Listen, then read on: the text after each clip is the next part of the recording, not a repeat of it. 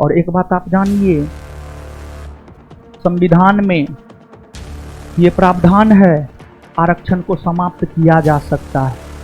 और अगर अगला कोई पगला प्रधानमंत्री आया, अब तो मोदी जी में उतना ताकत और उतनी चमक मोदी जी में नहीं बची है कि वो आरक्षण को समाप्त कर सके। तो मतलब हम आपको ये बता रहे हैं कि हम आरक्षण का समर्थन करते हैं।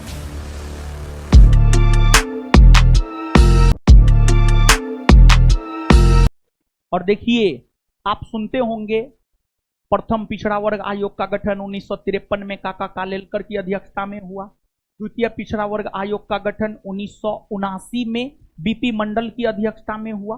तो ये सब आयोग का गठन जानते हैं अनुच्छेद 340 के तहत ही हुआ है। अनुच्छेद 340 को पढ़िएगा ना तो उसमें पिछड़ा वर्ग आयोग की चर्चा है। और उसमें यह है कि पिछड़े वर्गों के अन्वेषण को लेकर के पिछड़ा वर्ग आयोग का गठन किया जा सकता है। ये बात मूल संविधान में से ही है, अभी भी है। और अनुच्छेद 340 के प्रावधानों के तहत ही प्रथम पिछड़ा वर्ग आयोग और द्वितीय पिछड़ा वर्ग आयोग का गठन हुआ है।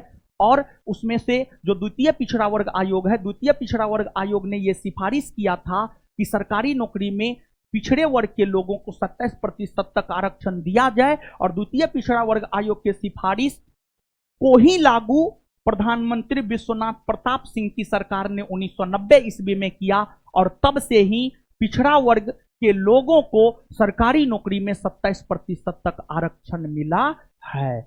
और अंबेडकर साहब ने या संविधान निर्माताओं ने राष्ट्रीय पिछड़ा वर्ग आयोग के को लेकर अनुच्छेद 340 में प्रावधान कर दिया था। इसी वजह से प्रथम पिछड़ा वर्ग आयोग और द्वितीय पिछड़ा वर्ग आयोग का गठन हुआ। और इसी वजह से द्वितीय पिछड़ा वर्ग आयोग जो अपनी सिफारिश दिया, उस सिफारिश के तहत ही जो है पिछड़ा वर्ग के लोगों को आरक्षण मिला है। मतलब पिछड़े वर्ग के लोगों को भी आरक्षण की संभावनाओं को संविधान में शामिल कर दिया गया था, समझे। और एक बात आप जानिए, संविधान में ये प्रावधान है आरक्षण को समाप्त किया जा सकता है। और अगर अगला कोई पगला प्रधानमंत्री आया, अब तो मोदी जी में उतना ताकत और उतनी चमक मोदी जी में नहीं बची है कि वो आरक्षण को समाप्त कर सके। लेकिन आरक्षण को समाप्त करने के लिए एकदम सशक्त प्रधानमंत्री चाहिए, एकदम निर्णय लेने वाला प्रधानमंत्री चाहिए। खैर, ऐसे एक बात हम सुनिए, अरे पूरा बात बोलने दीजिए।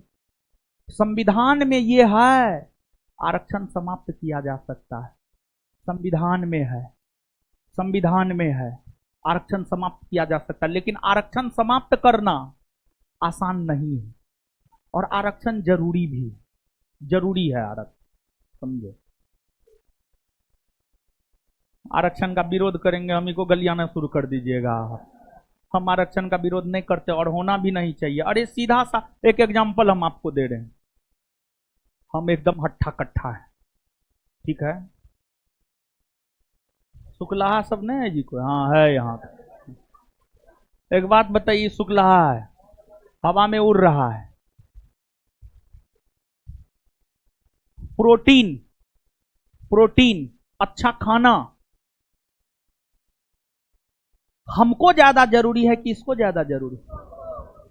जो शुक्लाहा है, जो कमजोर है, समझे। तो वही बात आरक्षण में है। तो मतलब हम आपको यह बता रहे हैं कि हम आरक्षण का समर्थन करते हैं। अरे सच में जरूरी है आरक्षण। एक बात बताइए, आप चाहते हैं कि आपके देश का विकास हो, देश का सर्वांगीण विकास हो, और जो पिछड़े लोग हैं, जो कमजोर लोग हैं, उसको आप विशेष सुविधा नहीं दीजिएगा तो उसका विकास हो पाएगा, और उसका विकास नहीं हो पाएगा तो देश का सर्वांगीण विकास हो जाएगा। क्या बात करते हैं आप? एकदम नहीं होगा, समझे। तो जरूरी है आरक्षण।